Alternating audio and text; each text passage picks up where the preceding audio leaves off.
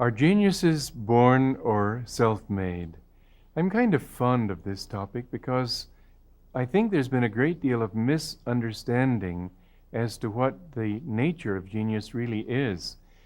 And I think that song, Little Kathy, that I just sang, will help to explain what I mean. That everybody has something. Everyone has some kind of song to sing. And if he can't sing, he can dance. And if he can't dance, he can fly. And if he can't fly, he can do something else. But everyone has something that he could do if he developed that. Now, here in our age, we've been somehow conditioned to think that genius is the same thing as IQ. And if somebody has an IQ of 140, 150, or whatever, that he's supposed to be a genius. And if somebody has somewhere below that, then he's not a genius. He's sort of an ordinary intelligent person. And if he's lower than that, then he's even less than intelligent, and so on. Well, first of all, I think that it's a great mistake to equate genius with intelligence. But let's get back to those IQ tests just to touch on them lightly. What kind of a person can you imagine would be likely to create an IQ test? It would take a certain kind of person, wouldn't it? Sort of a computer brain, somebody who likes to think in terms of puzzles and so on. Well, naturally, his definition of a genius would be somebody who's, like him. And so we're forced to take his definition because he created the test. Well, in fact, I don't think that has anything to do with it. I'll never forget a woman. She was the dean of women in a high school, I believe. And she told me that there was one boy there who had a very high IQ, 143 or 5, something like that. And he had a girlfriend whose IQ was about 90. And she said that obviously you would think that if a very intelligent boy is interested in a girl who's got such a low IQ, it can only be for some other reason. In other words, she was beautiful, or he loved her for his body, or something like that. But she said the remarkable thing was that he was attracted to this girl because he found her so insightful. She didn't have a very high IQ, but she had a great deal of perception.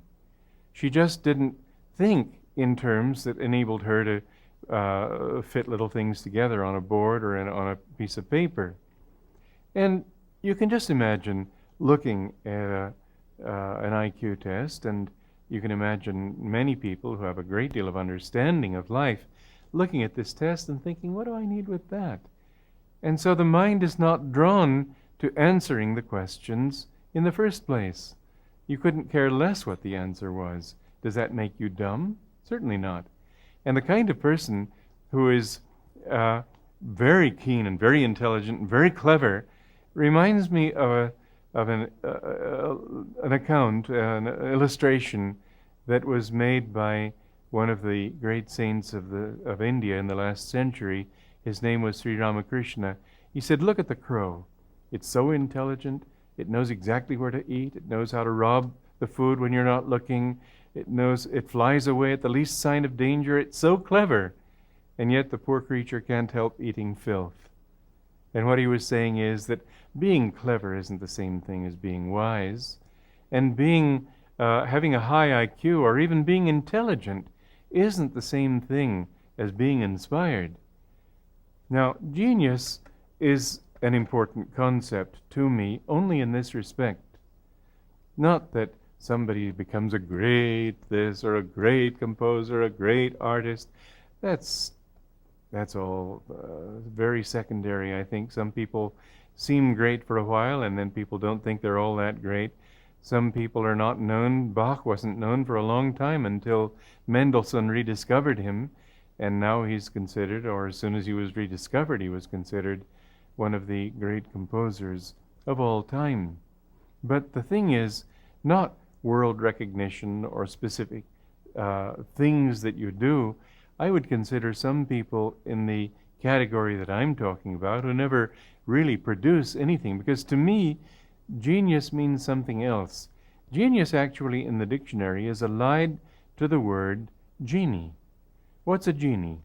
Well, you know those stories of the Arabian Nights. Somebody finds a bottle by the ocean and pulls it out and rubs it, and this big spirit comes out and gives him 3 wishes, and so on. A genie is like a spirit, but a genius doesn't have to be somebody possessed. What it really means is somebody who is inspired by some source above himself, outside himself, or not on his normal mental working level. Genius comes, and this is what the great geniuses in the arts and music and so on have discovered, that it comes not from thinking your way to a solution. Brahms mentioned that people who try to create music just out of their heads, mind-born music, as I believe he called it, will never produce great works of art, because great things don't come out of the intellect. They come out of getting the intellect, putting it aside a little bit, and allowing some kind of higher inspiration to flow into you and through you. Now, the more you can do that, the more you will find that what you do is inspiring to you and can inspire other people. And it may not be a work of art. It may be just advice that you give. It may be, some people can be inspiring even if they don't say a word. Now, we could make a joke about that. We could say that's why they're inspiring. As I heard one time, it's better to remain silent and be thought a fool than to speak and remove all doubt. But the essence of the inspiration that we can feel from people in silence, a real inspiration, is that maybe just in their presence. I have known saints in India who didn't speak, and yet in their presence there was something wonderful. You felt uplifted. You felt their aura. You felt their vibration. You felt the inspiration. In fact, this kind of thing you can find people of wisdom, people of some spiritual depth and so on. They often will work from inside a person's mind. That is to say, they'll try to send a supportive thought. Come on, you've got the courage. You can do it. Come on, you can go out and make something of yourself. It is possible for you to be kind. That feeding of the thought of spiritual inspiration and power, as it says in the Bible, to as many as received him, to them gave he power to become the sons of God. And I would say that Jesus was a much greater genius than Beethoven or Bach or Leonardo da Vinci or Michelangelo or any of those people that we call geniuses. That is genius of a very low order compared to the kind of genius, or that is to say, to be that inspiration flowing down from a higher source that is manifested in the life of a great master like Jesus, or of great saints like St. Francis, whose works of art, you might say, are the people whose lives they change. People who come in contact with them, and just with one glance, just with one smile, just with one word, or just in silence, feeling their aura, and then suddenly they know that they don't want to live the way they used to live.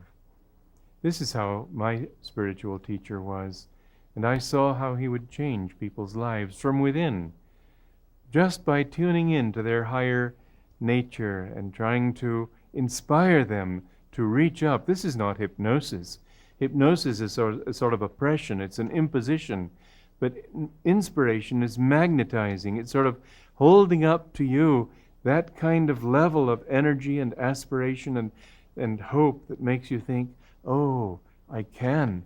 There's a story from the life of St. Francis that one time he went away on mission. While he was away, there were 3 men in the area of Assisi who were criminals, and they had caused a great deal of trouble in the town, robbing people and stealing from their farms and stealing their hard-earned goods and so on. And finally the town rose up in anger and chased these men, determined to kill them.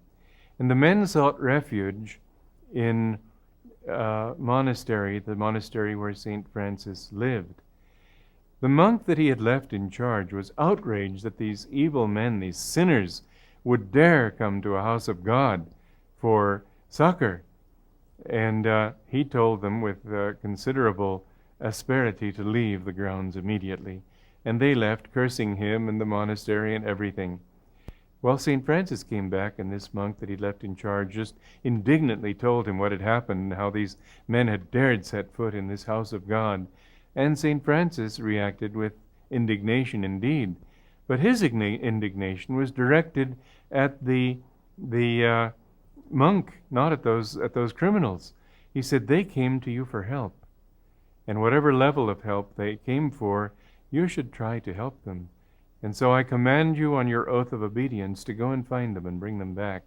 So that monk went out and looked for them and finally did find them and brought them back. As soon as St. Francis saw these men, he opened his arms to them. He said, my brothers, I'm so glad you've come back. And then he started to talk. He said, why do you live the way you do? It isn't giving you happiness. It's making everybody hate you. It's making you hate yourselves. You have no peace of mind. And he talked like this. But more than that, a lot of other people could have talked like that. The police could have talked like that. And it wouldn't have done any good. St. Francis had that goodness. He had that inspiration. And suddenly, on the tapestry of their hearts, he began to weave the picture, the tapestry of repentance. And those monks asked to be allowed to stay and live there as monks. And they lived holy lives and died very spiritual men. This is the greatest kind of work of all. But the main thing is whatever God gives you to do. It could be just dancing in the meadows. It could be singing. It could be writing something. It needn't be a great work of art.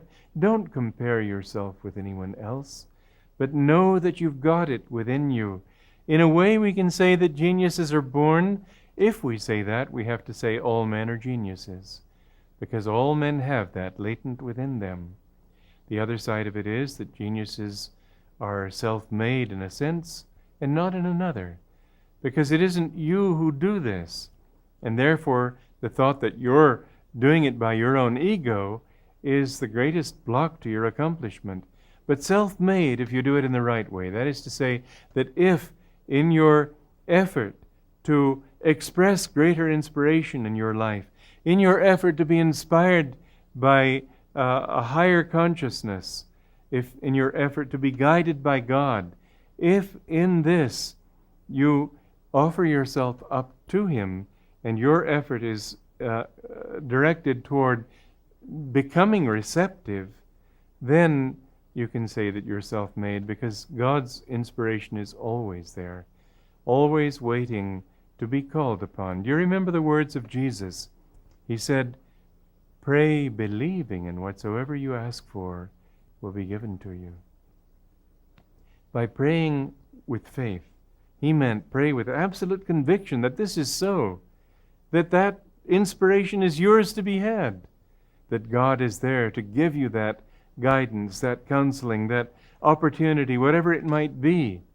Yogananda used to say, make your prayer a loving demand. Demand not in the sense of insisting that God give you something that you know He doesn't want to give you. Demand rather in the sense that you know He will give you the best that He can. He's your own Father. As Jesus said, if you will ask your Father for a loaf of bread, will He give you a stone? Not your own Father, and certainly not your heavenly Father.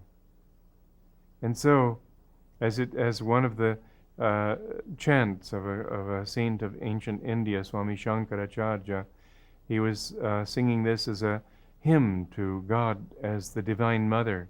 And the refrain in the song that repeats again and again is, bad sons there are many, but never a bad mother. God will never let you down. God your Father, God your Mother, God your friend, your beloved. He won't let you down because you're His own, and He is your own. And so, if you pray, if you demand in that kind of way, lovingly, just knowing that of course you want to give it to me, He'll give you what's good for you if you ask Him. If you ask him what isn't good for you and ask hard enough, he may give it to you. But best of all is to say, if it's your will, give me what you want. And you'll find that he'll give you perhaps a lot more than you expected. But in this sense, you can say that geniuses, yes, they're born, because everybody is born with the potential to be a genius. And if it doesn't happen in this lifetime, it can happen in time if you keep on trying. Obviously, you look around you and you see a lot of people who haven't even a spark of genius in them. But that's because they've killed that spark. They've killed it by lack of interest. They've killed it by apathy. They've killed it by indifference. They've killed it by selfishness, self-involvement, never looking beyond the moment. These things we have to remove. But the point is that there isn't anyone so dull that isn't a creature of God and that doesn't have that divine spark, even though it may have been buried under a great deal of mud. So when you see people around you and ask the question, genius? Him? Or you look in the mirror and you say, genius? Me? Remember what I'm talking about. I'm not talking about you or them in your present reality necessarily. I may be.